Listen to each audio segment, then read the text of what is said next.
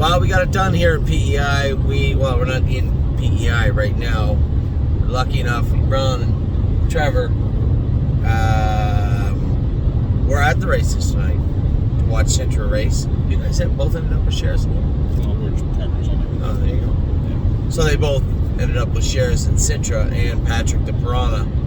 That's correct, right? Just not Patrick, just Sintra. No, Patrick. No. So touch on Patrick first. For those of you who don't understand it, you've never been to Prince Edward Island for the Gold Cup, the post parade itself is upwards of 20 minutes long, and it's a lot for a hyper horse. And I knew that Patrick was a little keyed up when he went on the track, even before the lights came on, when it was dark. You know, that's such a big piece of the Gold Cup that it goes untalked about. Your horse really has to have a cool head. I walked Sintra for an entire lap of the track, and he was like literally stopping to take pictures with people along the way. He is easily the coolest horse I've ever seen in my life. Nothing bothered him. I pulled him up to the fence afterwards. He had just gone a mile 150 and 1. I pulled him up to the fence, and of course everybody's taking pictures. He literally stopped and allowed people to take pictures with the horse right at his head as we were going back to the winner's circle. I've never seen anything like it. It was the coolest thing I've ever seen. And that's the type of mentality you have to have, you know, to win the Gold Cup if you're a horse too. And it plays a big role, and it goes virtually unsaid. But I knew that Patrick was in trouble when he first went on the track. Now, we had a lot of people afterwards say, oh my God, is he all right? Did he flip his heart? Nothing happened with Patrick. Patrick was just, he came unglued. And it's unfortunate, you know, he was getting a good trip. It was really unfortunate, but that's what happened to Patrick the Piranha. He didn't hurt himself. He didn't get injured in any way. He just had a bad night. He had a bad night, and Sintra had a good night. It was tough because we got to watch everything in Ontario unfold. We didn't, you know, we got in the final a peaceful way. We still don't know. Does anybody know? We don't know if we get in the final with nothing but a dreamer. Obviously, it was top 3 finishers. Well, they had 3 races with 3 fourth place finishers. You're positive it's an open draw? That's I read that. So those 3 fourth place finishers, an open draw. 33% chance of making it into the final. I don't think anybody disgraced themselves. I think James wishes he had that race back. You know, from somebody watching it on TV like you, I thought coming to the half, if he loops around to the front or 1, 2, 3, and he clearly looked like he was trotting well. I suspect even James would admit that break was attributed to him just being doubled up and bottled up in the hole. But again, this falls under hindsight. It is what it is. I know James is just trying to get the horse an easy race and get him in the final. Unfortunately, to get in the final, you need to do well in the eliminations. And he made a break, and it was a tough one. That was a tough one. Horn player ended up getting in the final. I was just informed a little while ago that she drew the 10 hole. Like, you couldn't just draw like 4. You had to give Horn player the 10 hole. So Horn player drew the 10 hole. We're waiting to see if nothing but a dreamer drew in. The only horse I thought raced kind of flat was Brace for Landing. I didn't check his last quarter. I know he went a mile 57 and a piece. You know, somebody had said, well, Landing Strip looked like he did okay. Landing Strip trotted his last half in 55 and 2. Last quarter in 27 and 2. That is by far the fastest speed that horse has ever seen. And I think that will go a long, long way to Landing Strip becoming the horse we want him to. I think tonight was a real turning point in his career. We'll see if I'm right or wrong in the coming weeks.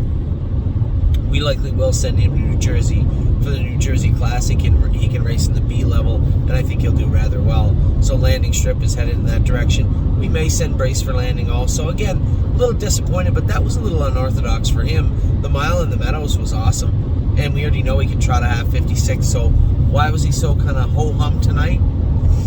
I don't know. I would have liked to have him scoped, but I guess they thought it not important tonight to have a veterinarian at the track to scope the horses. I hate when they do this. Like, maybe we're spoiled and we just feel that there should be someone there, but I believe the commission vet, at the very least, should be scoping horses. I mean, maybe it doesn't matter to them that we have tons of clients to answer to, but I think as a horse person, if your horse races bad, I would like to know at the earliest point if the horse is okay. Scoping the horse would be important. So a little disappointed that we couldn't get the horse scoped, but we'll draw his blood tomorrow. Monday. Sorry, we'll draw his blood Monday. And we will, maybe I'll get him scoped. No, it's not much point scoping on Monday. We'll draw his blood Monday and just go with the premise that he was a little bit sick. I think overall, though, Horn Player raced as good as she could. If you'd have said 56-4 is all I can give you tonight, I think that was fair. I was happy with Horn Player. Very disappointed with Brace for Landing, but we'll get to the bottom of that. Very angry over Carter Michael Dio, but that just falls under one of those, hindsight type situations. And then James Colt raced good, hasty bid, so congratulations to him. He's up against us to get that final spot in the Wellwood. And as I said, I thought Landing Strip raced rather fantastic. So of the 5, we had Horn Player, Carter Michael Dio, Brace for Landing, Nothing But a Dreamer, and Landing Strip.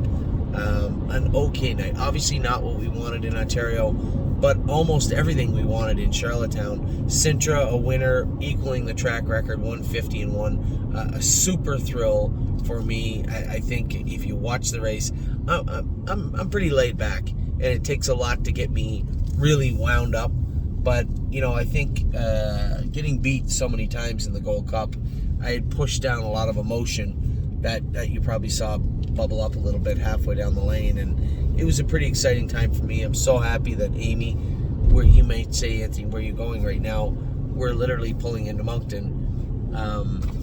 You guys were nice enough. I don't think I thanked you enough they're from Moncton, but nevertheless opted to drive us here. It's 4 o'clock in the morning. Our flight's at 5:30. We're just pulling into the airport here in a minute. And I won the Gold Cup. I want to stay and shake hands and take pictures all night, but you know what? Still, the most important thing to me is my family. So happy to have Amy here for the Gold Cup win. And, here's Amy flew down at 5 o'clock and is flying out at 5 in the morning with me to go watch our son play baseball tomorrow. So, I guess not any horrible things happened tonight. Patrick the Piranha was hard, but I could have told you if you would have asked me, I thought I had a real good chance to win. And if you would have asked me in the post-parade what I thought would happen, I didn't think Patrick the Piranha would make a break, but I didn't think he'd be any good. You can't be wound for 20 minutes and then go out and compete at your very best. And to pace over that track in 150-1, you have to be at your very, very best. So Patrick will get a few days off. The way the shipping is, Sintra ships back Monday morning to Harry Polton's stable. I think it goes without saying, I said it in an interview, but I want to make sure that we're all on the same page. We owe as much to me or anybody else. Harry Polton is the reason this horse was as good. Jamie Smith and Angie did a tremendous job with him in PEI, but both the elimination drive by James McDonald and before that, the care that Nellie and Harry Polton put into this horse paid dividends down here, and they deserve all the credit in the world. He'll ship home Monday morning to Ontario, and then Friday we got a direct route Friday to Saratoga for Patrick the Piranha. He's going to spend 5 days out in the field, think about what he did, and hopefully get over it, as he will, and bounce back as he always does. So a great night, a great week for us so far. I could have thought things went a little better in Toronto, but you know what? They didn't go that horribly. I think Brace for Landing will bounce back, and I think Landing Strip showed more than enough where he can head down to the New Jersey Classic and race him in the B division. To be fair to the horse, but we'll race him in the B division. So a lot more cool things moving forward for us. So just a tremendous night. Thanks everybody for the very kind words and messages and photos, and for those of you who got a chance to come down here, this is what horse racing's all about. And for those of you who didn't, make a plan to, because even I forgot a little bit. COVID even robbed me of some of the memories that I had from the Gold Cup, and tonight it was just like the crowd was plugged in. It was electric in Charlottetown tonight. So again, thank you all. Thank you to the people for Charlottetown. always accommodating. It's just been a tremendous day and week. Although I was driving and flying all around, just an incredible feeling. Much better than losing, I might add. So I will talk to you all very soon. Who do we have racing tomorrow? We have Grace and White Tiger. White Tiger in the Earl Row. Grace is in the Grassroots. In Georgian. Marshall Zukov. Marshall Zukov is racing tomorrow also. Very good. Fred would be very happy that you remembered that. Yeah, that's for him. Yes, yes.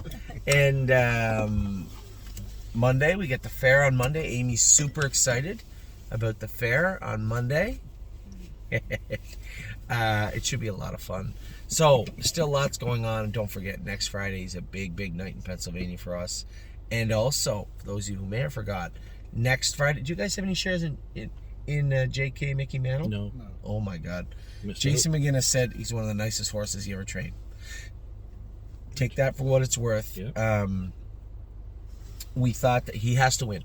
He has to win the Stallion Series to get in the final. And I would argue, if he can win the Stallion Series in the Meadows, he would have to be one of the favorites going into the final, I think. So, I've never sat behind him. I didn't train him. I'm going completely on Jason McGinnis' word here. He will be in the care of Tim Twaddle next week. You might think he's short. He did train in 54 at Northfield Park. He will train again on Tuesday. And I know Jason, he probably tightened him up a little bit on Saturday. So, a lot still going on this week. A lot going on this summer. And every day we creep a little bit closer to the Lexington sale. We'll see how that plays out. So, thanks again, guys, for the drive. I can't thank you enough. I know you guys live in this town, but you could have stayed in Charlottetown, and I really appreciate it. So, thanks everybody, especially the Frizzle family, for driving us over here to the airport in Moncton. We'll talk to you all soon. Take care.